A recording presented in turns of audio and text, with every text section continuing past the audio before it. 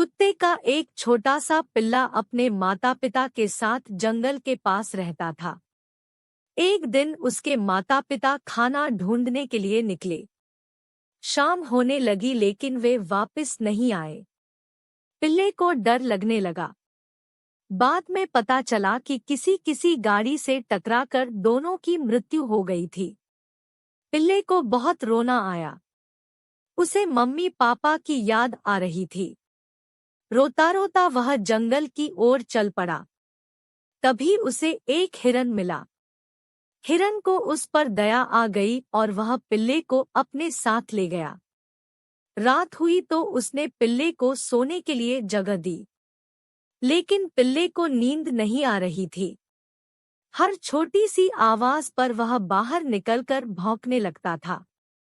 हिरन को इस बात पर गुस्सा आया। उसने कहा, अगर तुम ऐसे ही बार बार बाहर जाकर भौंकोगे तो शेर को पता हमारे बारे में पता चल जाएगा। वह आकर हम दोनों को मार देगा। पिल्ला चुप तो हो गया लेकिन उसके मन में एक ही विचार आ रहा था, हिरन शेर से डरता है, इसलिए मुझे शेर के ही पास रहना चाहिए।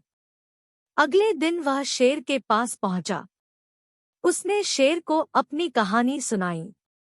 उसने शेर से प्रार्थना की कि वह उसे अपने साथ रहने दे।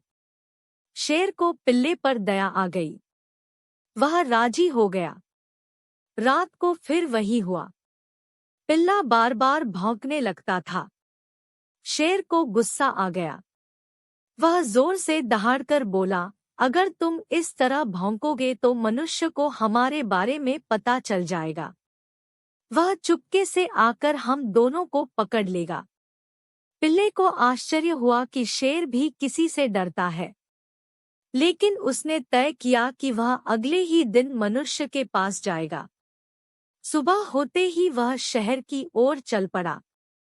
उसे जो पहला मनुष्य मिला वह उससे बोला, मैं अकेला हूँ, क्या आप मुझे अपने साथ रहने देंगे? मनुष्य ने जब उसके माता पिता के बारे में सुना तो उसे पिल्ले पर दया आ गई। वह पिल्ले को अपने घर ले गया। रात हुई और पिल्ला अपनी आदत के अनुसार बाहर जाकर भौंकने लगा। लेकिन मनुष्य नाराज नहीं हुआ, बल्कि वह खुश हुआ। वह अब निश्चिंत था कि यदि कोई चोर उसके घर में आएगा तो कुत्ते से डरकर भाग जाएगा, साथ ही कुछ गड़बड़ होगी तो कुत्ता भौंकेगा और उसकी नींद भी खुल जाएगी। इस तरह मनुष्य और कुत्ता दोस्त बन गए। यह दोस्ती आज भी वैसी ही चल रही है।